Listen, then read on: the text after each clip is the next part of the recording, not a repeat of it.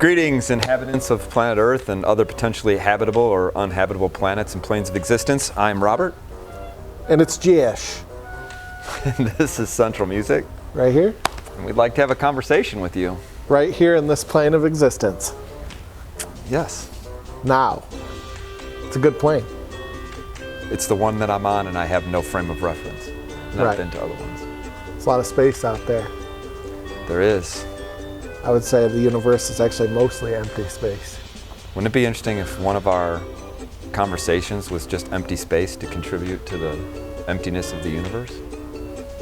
I don't have a strong opinion on that one way or another. Some people do have a strong opinion about it, Josh.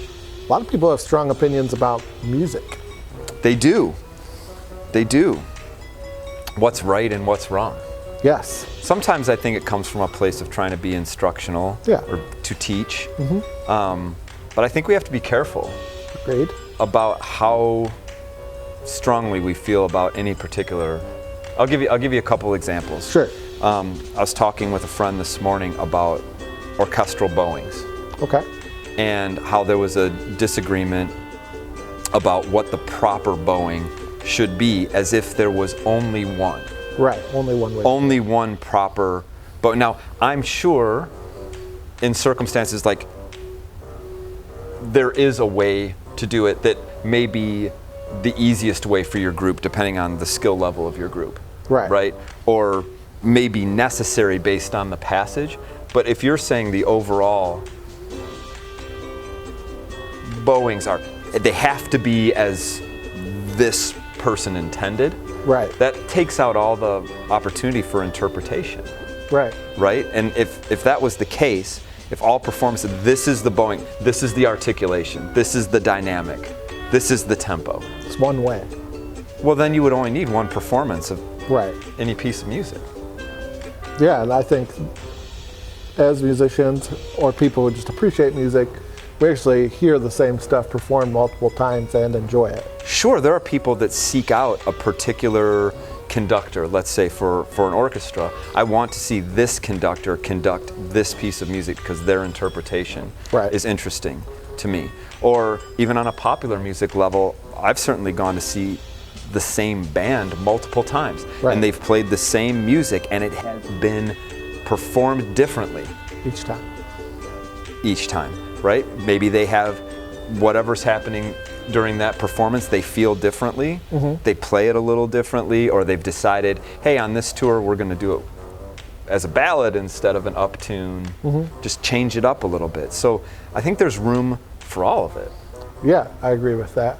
And I think too, when things are ultra super structured, especially when we're working with our young musicians, you got to be careful not to take out all the opportunity for them to be creative, because I think after a while, that just, if you don't teach them to be creative when they're young, I think as they get older, they'll just be like, oh yeah, this is done one way, and this is how staccato is for this, and this is the only way to do it, and it's the only right way. And I think it's dangerous to take creativity away from the musical process. I think it's important.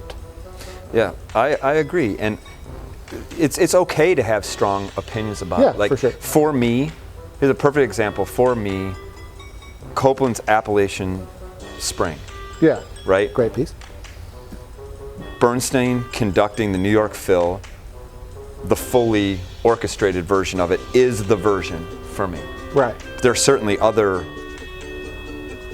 Obviously it's a small. I don't know what you would call it, a chamber. Where it's 18 players, I think, is the actual instrumentation for that. But it's also beautiful, but in my mind, the performance that I always go back to, right? And it's just, you have to be careful not to be like, well, that's the interpretation that's correct. Right. And I think what the powerful words you said there was "for me." Yes. Yeah, Like, for me. For me might be completely different for me. Right. There can't just be one staccato. Right. Staccato means this. Unless it's the way I do it. That is right. Is it? Maybe not. I don't know. I know this, that in the world, we could use a little bit more of what we have in music, which is it's okay to have another interpretation, and we might argue about it, but in the end, we still appreciate the music and we still appreciate our friendships, even if Josh's staccato is not the appropriate staccato. Right. We're still going to hang out after the gig. Right? Yes. Potentially. Unless I get a better offer. Listen, if you like this content, don't forget to like and subscribe.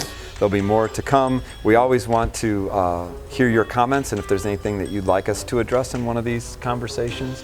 Especially if you think we're completely right or wrong in this segment. That'd be very appropriate. We'd like to hear how wrong and or right we are. That's it. So until next time, we'll see you soon.